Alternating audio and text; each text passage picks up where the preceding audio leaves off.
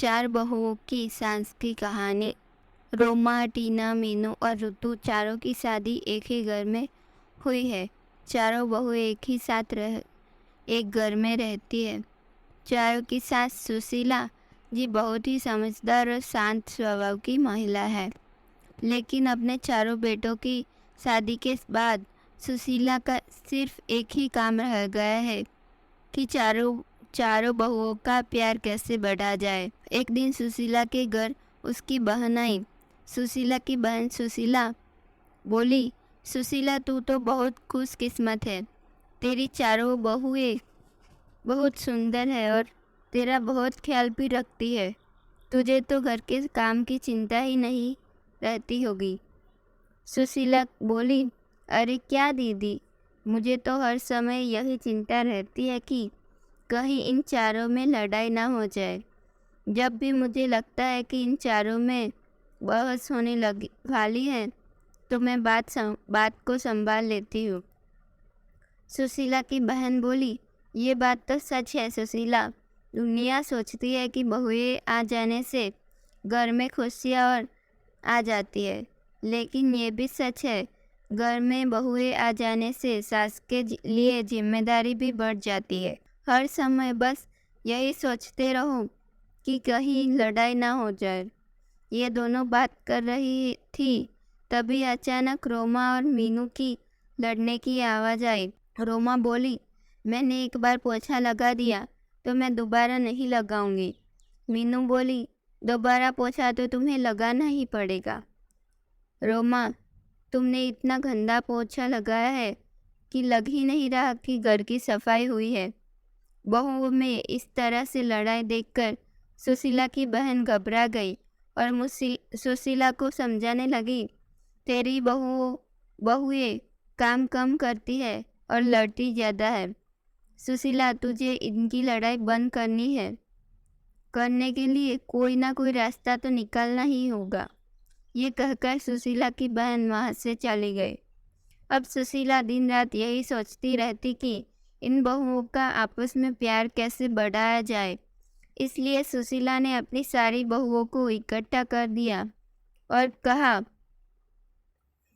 कहा, सुशीला, तुम चारों लोग दिन भर आपस में लड़ती रहती हो।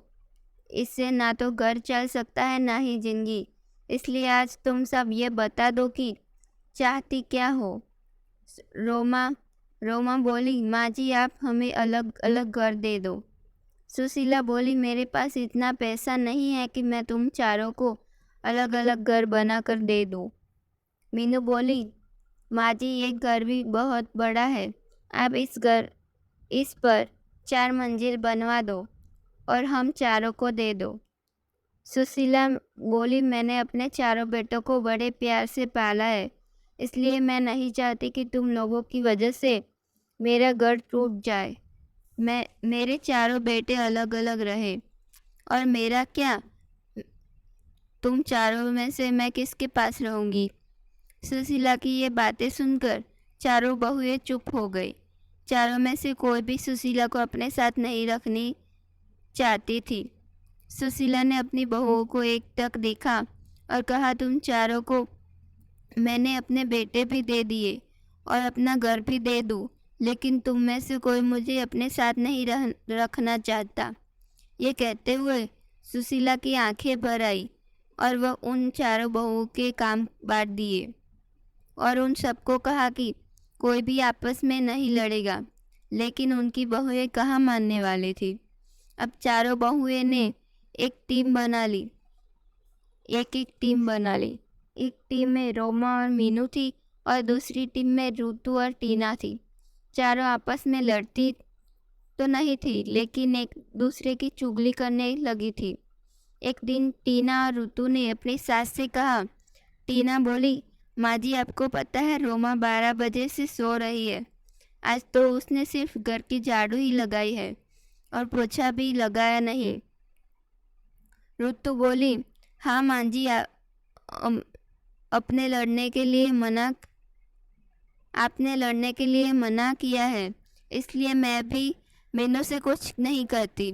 वह आज ही बाजार जाकर अपने लिए 3-3 साड़ियाँ लाई है। अपने लिए 3 साड़ियाँ लाई है और आपके लिए एक भी साड़ी नहीं लाई। ऋतु और टीना तो अपने सास के से चुगली करके चली गई और मीनू और रोमा की बारी थी। मीनू बोली, माँ जी आपने ऋतु को सर पर चढ़ा रखा है, वो हमेशा रोटियां जला देती है। और आपके बेटे भी बोल रहे थे, ऋतु की हाथ की रोटियां अच्छी नहीं लगती। रोमा बोली, और माँ जी कल टीना ने सब कपड़े धोए पर मेरे नहीं धोए। मैं खाना बनाती हूँ तो सबके लिए बनाती हूँ ना। मैं किसी दिन उसके लिए खाना ना बनाऊँ तो उससे कैसा लगेगा। सुशीला सारी बहुओं की बातें सुनती और सर पकड़कर बैठ जाती। इसी तरह दिन बीत रहे थे। जब बहुओं को लगा कि हमारी सास तो अब हमें घर बनाकर नहीं देगी, तो चारों बहुओं ने अपने अपने पतियों को भड़काना शुरू कर दिया। जैसे ही उसके पति काम से आते, वैसे ही चारों बहुएं चुगली करने में लग जाती। एक दिन जब उसके पति घर आए तो रोमा बोली, सुनो जी, मैं इस घर में नहीं रह सकती। मैं सारा दिन घर का काम करती हूँ और फिर भी आपकी माँ और आपकी भाभीयों की ताना सुनती हूँ। रोमा का पति बोला, मैं भी रोज रोज की लड़ाइयों से दुखी हो चुका हूँ, आज तो फैसला हो ही जाए। उधर मीनू भी अपने पति से कहती है। मीनू बोली, सुनिए जी, हम कब तक आपके घर वालों के साथ पिसते रहेंगे। बच्चे बड़े हो रहे हैं, उनके भी भविष्य के बारे में सोचना है। आप तो सारे घर का खर्चा चलाते हैं और मैं घर के काम में लगी रहती हूँ। माँ जी से बोलिए ना, इस घर को तोड़कर फ्लैट बनवा दे, हम आराम से रहेंगे। मीनू का पति बोला, तुम ठीक कह रही हो, आज माँ से इस बारे में बात कर ही लेता हूँ, आखिर हमारी भी तो पर्सनल लाइफ है। सुशीला के बेटे उनसे बात करने के लिए आए और पीछे पीछे बहुएं भी आ गई। बेटा बोला, माँ कहाँ हो आप, बाहर आओ तो। सुशीला कमरे से बाहर आती है। बेटा बोला, माँ आप घर को तोड़वा कर फ्लैट बनवा दो ना, सब साथ में नहीं रह सकते। दूसरा बेटा बोला, हाँ माँ, हम सबको एक रूम मिला हुआ है, हमारे बच्चे बड़े हो रहे हैं, उनको भी अपना रूम अलग से चाहिए ना। और जो आपकी बहुओं में 24 घंटे लड़ाई होती रहती है, वो भी नहीं होगी। अलग अलग रहने से आपको भी शांति मिलेगी और हमें भी। माँ बोली, अच्छा, तुम्हारी पत्नियाँ ये घर तोड़वाने के लिए मुझे नहीं मना पाई तो मेरे बेटे को ही भड़का दिया। मैं इस घर को तोड़वाने नहीं चाहती। इस घर में तुम्हारे पिता की यादें हैं, तुम्हारा बचपन बीता है और तुम चारों अपनी पत्नियों को समझाने की बजाय मुझसे ये घर तोड़वाने के लिए बोल रहे हो। सुशीला ने अपने बेटे को बहुओं को बहुत समझाया, लेकिन कोई भी राजी नहीं हुआ और मजबूरी में सुशीला को अपना घर तोड़वाना ही पड़ा। जैसे जैसे हथौड़ा घर की दीवारों पर चोट रहा था, सुशीला को वो चोट अपने दिल पर महसूस हो रही थी। अब कुछ दिन बाद उस घर की जगह एक आलीशान बिल्डिंग खड़ी थी। सुशीला ने अपने चारों बेटों और बहुओं को बुलाया और कहा। सुशीला बोली, तुम चारों के फ्लैट बनकर तैयार हो गए हैं, अब तुम सब आराम से रह सकते हो। तुम अपने अपने परिवार के साथ खुश रहोगे, लेकिन मेरा परिवार तो तुम ही हो। तुम्हें अलग अलग जाता देख मुझे वो कितना दुख हो रहा है, कैसे बताओ। बेटा बोला, माँ आप कहाँ रहोगी, मतलब हम में से किसके साथ रहोगी। सुशीला बोली, तुम फिक्र मत करो बेटा, तुम्हारी माँ किसी पर भी बोझ नहीं बनेगी। पेंशन तो आती है मेरे पास, उससे गुजारा हो जाएगा। तुम चारों एक एक फ्लैट में रह लोगे तो ये नीचे का हिस्सा बचेगा, मैं वहीं रह लूँगी। चारों बेटे अपनी अपनी पत्नियों और बच्चों को लेकर चली गए और आराम से रहने लगे। सुशीला पूरे दिन यही रहती और यही सोचती, मेरी बहुओं में मुझसे मेरे चारों बेटे को छीन लिया, चारों में से कोई भी मेरे पास नहीं आता।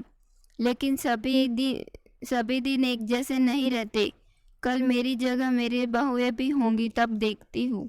दोस्तों इसका अगला पार्ट 2 आप ज़रूर देखिए। ये कहानी आपको कैसी लगी कमेंट में ज़रूर बताएं।